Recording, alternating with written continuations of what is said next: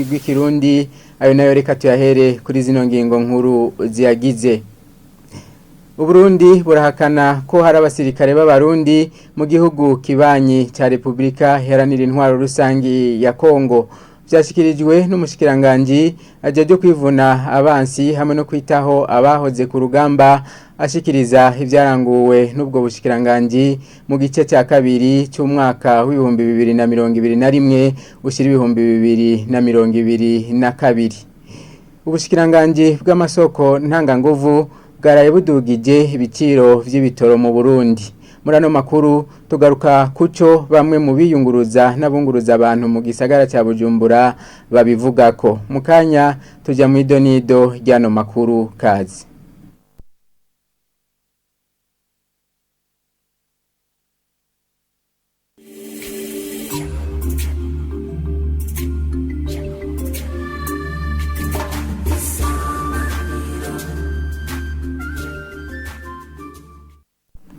Kaze mwidonido ryano makuru. Burundi burabandanya buhakana ko hari abasirikare b'abarundi mu gihugu ca Republika Iharanira Intwaro Rusangi.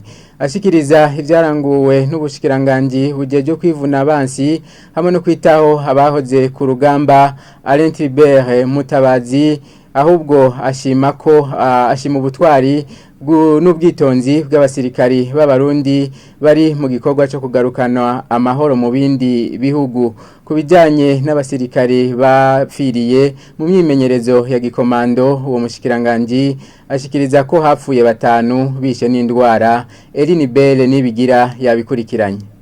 Mu byaranguwe n'ubushikiranganje bwo kwivuna abansi no gukurikirana abahoze ku rugamba mu mezi atatarangiye, harimo gutanga impapuro z'umutsindo ku basirikare barenga 230 bo mu gwi 131 w'abakomando. Umushikiranganje Alain Tribert Mutabazi ariko arabazwa n'abasirikare 5 baheruka gupfa bari mu myimenyerezo ya gisirikare Gitega, aha kamenyesha ko bahitanywe n'ingwara. Igisirikare cy'u Burundi rero ntabwo kiri muri Republika Iharanira Intwaro Rusangi ya Kongo nk'uko amategeko abivuga, kuko igihugu cy'ubanyi ca Kongo murabizi ko dusanzwe dufitaniye umubano mwiza. Igisirikare cyo muri Kongo dusanzwe dufitaniye imigenderanire, turavugana, turakwana, turahura. Rero umva abasirikare b'iwacu ntibaba bagiye hariya mu gihugu ca Kongo hanyuma abasirikare bo mu gihugu ca Kongo ngo baheze bavyemere mu gihe batoba bagiyeyo hisunzwe amategeko, kandi iyo bibaye ntibiba mu kinyegero kuko baba bagenda ahantu habona, biraheza bikamenyeshwa. Uwo mushikiranganje kandi arahakana amakuru avuga ko hari igisirikare cy'u Burundi kiri muri Republika Iharanira Demokarasi ya Kongo. Ati igisirikare ca Kongo nico kwemera ko abasirikare b'u Burundi baja muri ico gihugu atamasezerano yahabaye. Abasirikare bashobora kwita Imana bahitanywe n'urugamba cyane kwita Imana bari muri iyo myimenyerezo. Nibaza yuko rero bitabaye bikomeye rwose, gusa byatubabaje kandi turahojeje n'imiryango yabuze hashoboye gupfa n'ivyo abasirikare bashika kuri 5. Mugabo by'ukuri twabonye yuko tugize amatohoza twasanze aco twokwita isanganyakazi, kuko benshi baragwaye bitaye Imana bagiye kwa muganga. Mu ntambamyi ubushikiranganje bwo kwivuna abansi no kwitaho abahoze ku rugamba bwagize harimo uburyo budakwiye hamwe n'ibikoresho bishaje nk'uko bivugwa n'umushikiranganje Alain Tribert Mutabazi. Tubandanye nano makuru mu gisata c'ubutungane. Abafasha mu gisata c'ubutungane bahamagarirwa nako kurangura imirimo yabo bisunze intumbero ya leta. Vyashikirijwe n'umushikiranganje hajejwe ubutungane mu nama yagiranye nabo bafashanya muri ico gisata kuri uyu wa gatanu. Domine Banyankimbona yabamenyesheje ko abashaka gufasha muri ico gisata wo kwisunga urutonde rw'ibikorwa vyashizwe imbere mu bisata bitandukanye bashaka gukoreramwo. Tumukurikire.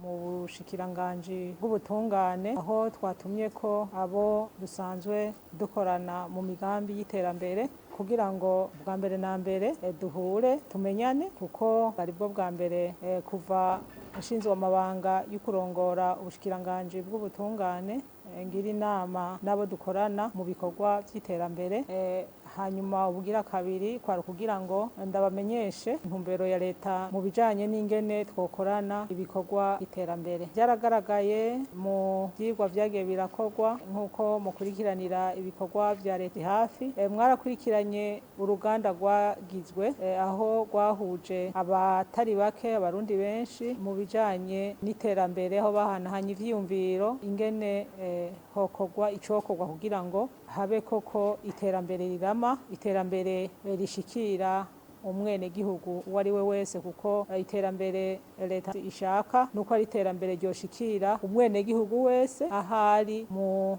makomine atandukanye y'igihugu harasubiye kandi haraba inama yahuje abagira ico bafasha mu iterambere ry'igihugu yabaye aho yari yateguwe na nyene icubahiro umukuru w'igihugu cacu ico bise mini table ronde yahuje abagira ico bafasha mu bitandukanye mu bijanye n'iterambere mu gihugu aho rero haragaragaye yuko abafasha igihugu bamye bafasha igihugu haheze imyaka irenga 60 ariko igihugu cacu kikaguma citwa ko kiri mu bihugu bidateye imbere igihugu kiri inyuma mu iterambere niho rero ubu leta yabonye yuko bikenewe ko umwe wese kubimwega ahura n'abafise ico bakora mu gisata arimwo kugira ngo turabire hamwe ingene twokorera hamwe mu ntumbero yo kutunganya neza ibikorwa twari dusanzwe dukorana mu ntumbero yuko abakorera mu gisata iki canke kiriya baje gufashanya n'igihugu mu vy'iterambere ko bategerezwa ubwa mbere na mbere kuja ku rutonde igisata ca leta camaze kwiga kikabona kiti ibi nivyo vyoje imbere kugira ngo dushike kw'iterambere ryiza kw'iterambere rirama muri kino gisata.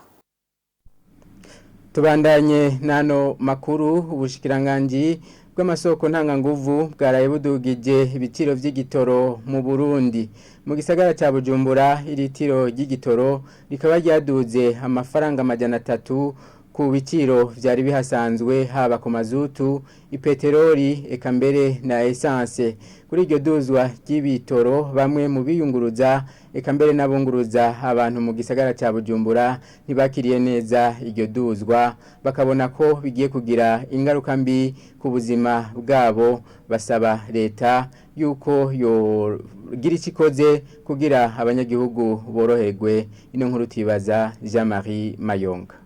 Abiyunguruza canke abunguruza abantu mu miduga itandukanye bavuga ko iduga ry'ibiciro vy'ibitoro ridasanzwe umuntu aravye amahera yadugijwe ko abunguruza abantu bakavuga ko bagiye kutoroherwa rero hako tubura amazutu tukabura essence vyoduga mugabo bikaboneka mugabo tugarutse kandi turi mu magorwa abantu bunguruza abantu amadokima turiha ni menshi cyane ubu rero badugije essence bakaduza amazutu leta mvyeyi leta nkozi itaravye ngo natwe twiyumvire ko iduze iyo bisi turabona ko tugiye gukora dutera dusubira inyuma na leta ko yarinze ivyiyumvira kuduza igitoro niyumvire iduze transport nayo kuko twokora duhomba kuko dukoze amapiece azimvye tukagira amadokima azimvye igitoro kikazimba batwota duhagarika akazi ku ruhande rw'abiyunguruza igitoro caduze bisigura ko n'agatike ka bisi gategeza kwiyongera ko mu gihe amikoro yabo atacahindutse bakavuga ko bitagiye koroha mu kwiyunguruza oya kwiyunguruza bica bitugora kubera amatike baca batudugiriza ko kandi nayo twahora turiha twabona ari menshi twebwe ntitwovuga ko twabyakire neza kubera agashahara nikaduze ni ngorane gusa ko igitoro cyaduze ko na bisi kiduga kandi natwe amafaranga dukorera atamushahara wawe wiyongereye nukuri nta umuntu bwo byakire neza kubera umushahara duhembwa n'urya nyene nta ciyongereye mugabo deflation mba yiyongereye yaba biyunguruza canke abunguruza abantu bagasaba leta kuraba icokogwa kugira abantu bose boroherwe mu bijanye no kwiyunguruza dusaba ko rero natwe gashara ko kwiyongera kugira ngo turonke iyo deplacement sino twabasta bandanya turonka nye twidunguruza. Ibiciro vy'ibitoro bikaba vyadugijwe mu gihe yari yaheze igihe ku masitasiyo asanzwe agitanga ico gitoro kitahaboneka. Turabandanya nano makuru. Igisagara cha Gitega kirakenye amazi cyo kimwe n'amakartier ahanamiye uwo mugwa mukuru wa politike. Venama Nirambona buramatari w'iyo ntara aremeza ko ukwaguka kw'icyo gisagara kuri mu vya bitumye. Francine Ndeho kubgayo yaragendeye ishure rifise indaro ryo kwibuka riri muri Gitega rirare, atubwira ko abanyeshuri bashobora kumara imisi 14 batiyoze kubera bavoma kure.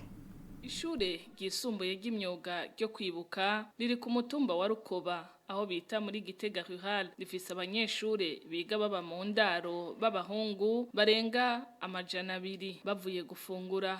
Umwe wese ahitana ico avomamwo, bamwe amacupa canke utubido two mu minwe, abandi indobo. Urongoye abandi akavuga ko bitorosha ubuzima mu ndaro. Koga neza ico ni cyambere, cya kabiri nta suku dukora, impuzu ziratugora kumesa, aho usanga utamanutse kumesa mu mwonga aza kumesera ino ruguru, azanya akadobo kamwe kamesuza nk'impuzu 10, ni kibazo gose. Kwizanye n'isuku naho ku mibiri yacu ni hamwe usanga n'umunyeshure ariko amara indwi nka 2 atoga kubera amazi tuyavoma kure, bigatuma turuha gose. Iyo umaze kuruha ugenda kuvoma 2 gatatu uruha, urumva ucucika intege zo gusubirayo.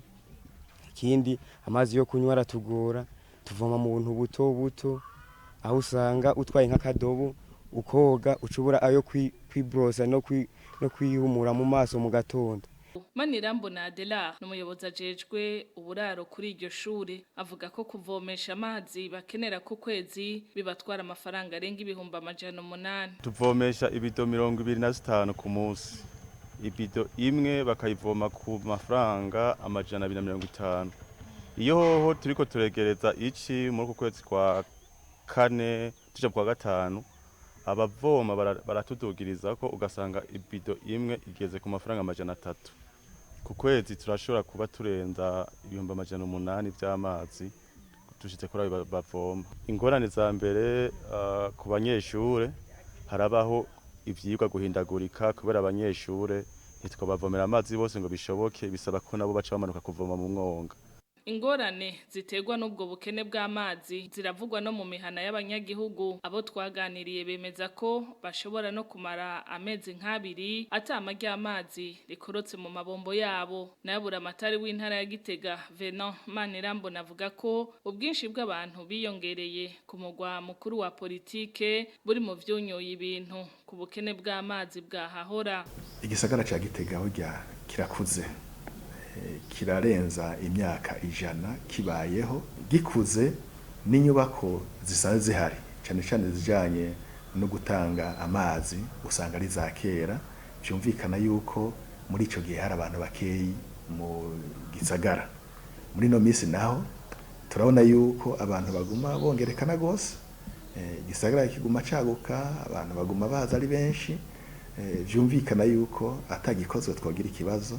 Mugabo nta mwenge dufise ko kubera leta imaze kubona yuko ari umwitwarariko. Jean-Claude Manirakiza arongoye Regideso mu karere ko mu buseruko amenyesha ko basabikanya amazi make bafise amakartier akaza arakurakuranwa. Ageza gusabikanya ayo tuba dufise twaza turatandukanya amakartier, tukagerageza ibishoboka byose kugira ngo nkikartier imwe ironke nka rimwe mu misi 3 iyo atakindi cyagoranye, kubera yuko aha mu gisagara ca Gitega amasoko y'amazi ashika ibice 85 kwijana bikoreshwa ivyo bitwita amaforage, ni binogo twimba tukashikira amazi mu kuzimu, hama dukoresha amapompe mu kuyakwega. Ivyo navyo murumva yuko iyo habaye nk'ingorane z'umuyaga nkuba bica bituma umwimbu ugabanuka. Muteje akajisho ku gisagara ca Gitega murabona yuko ari ahantu hadashashe, hari utuntu tw'udutumba novuga. Ivyo navyo amakartier usanga bigorana kugira amazi ahashike, usanga ari amakartier ameze nk'ayari hejuru turavye ico twita topography, ugaca rero usanga aho kubera ko basanzwe hari hejuru urumva makeyi aboneka ucusanga acaja hasi. Waserukira ishirahamwe Regideso ritanga amazi n'amatara mu karere k'ubuseruko ashikiriza ko mu minsi iri imbere umwimbu w'amazi ugiye kuzokongerekana mu migambi bafise, hakaba harimwo kugwiza amatangi y'amazi biriko birakogwa n'umugambi wo guhindura amazi y'uruzi ruvyironza muri kazoza. Nino kuri iyo nkuru rero duciye turangiriza ko amakuru tore tubateguriye. Shimire mwebwe mwese mwafasha kanya ko kuyakurikira, abandi shimiye ni bagenzi banje bamfashije kuyatororokanya no kuyatosora. Ibiganiro vya televiziyo Isanganiro birabandanya.